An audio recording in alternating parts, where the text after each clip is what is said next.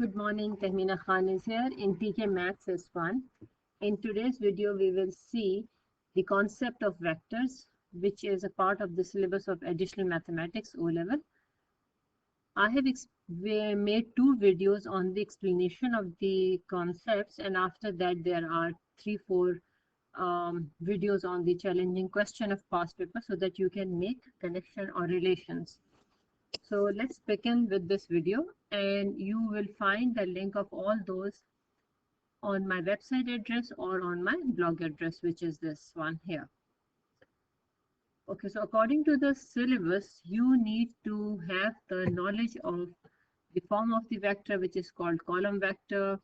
You should know position vectors, unit vectors, magnitude of a vector, addition and subtraction of a vector, multiplication, scalars, scalar multiplication, compose and resolve velocities. Now this is out of the, no, it is also there, right? So in this video 1 and video 2, I'm covering these concepts first of all, right? So I'm just listing down here in video number 1, which is this one, you will come across with these concepts, and with the help of 1 or 2 examples, I will cover the concept, how to use them. In second video, I will cover these concepts, right? So let's see what is a vector. So number 1 is you should know the meaning of the topic. It means all those properties which need magnitude and direction to be explained. For example, if I'm talking about force or velocity, I need to tell somebody what is the magnitude and what is the direction. So this is called vector, and scalar is only magnitude. So those vectors which need only magnitude to describe them are called scalar. So this is an extra information knowledge which you should have when you're studying any topic. So temperature, if I say 5 degrees, so it's fine. I don't need direction. So this is a scalar quantity. So let's come back to vectors. Number 1 is how to express them, how to mention them, how to write it. So this is the notation of vector, right? And when you express it with the help of the line, the arrow tells you the direction that it is going from A to B. The length of the line is usually expressed in terms of a scale to explain the length of it.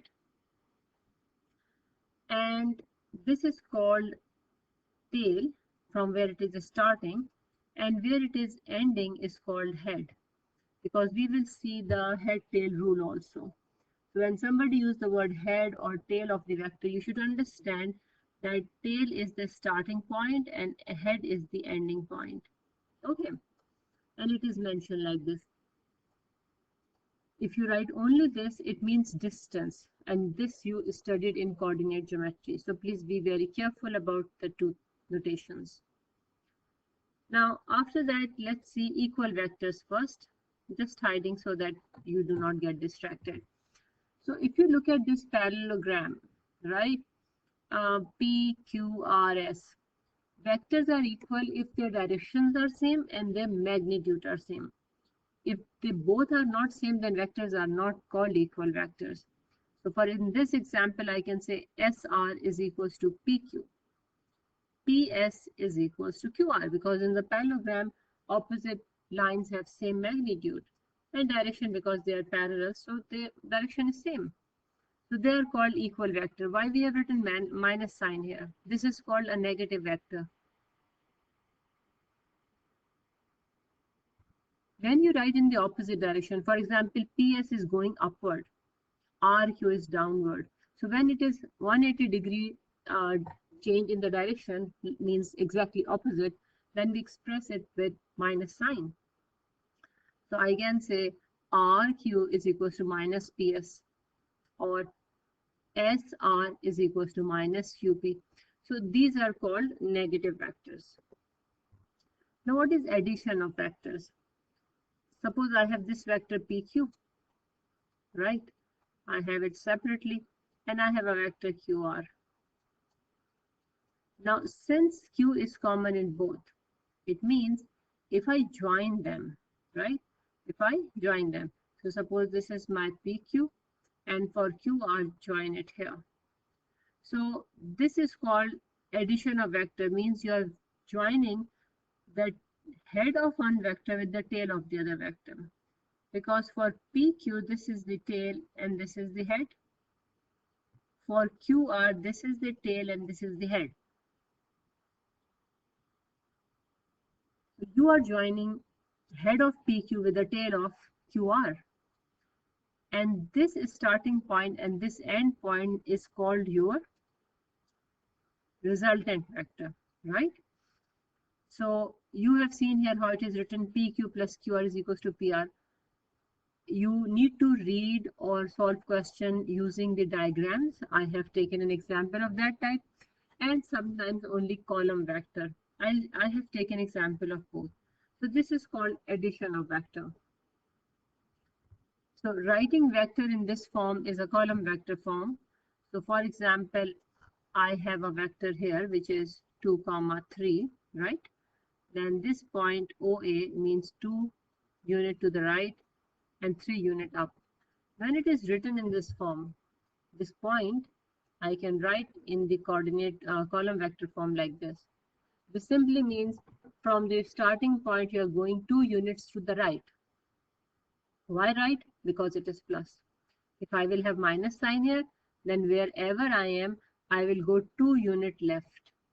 This always represents the movement of along the x direction, and this represents the movement along the y direction. So plus means up of this one, minus means down.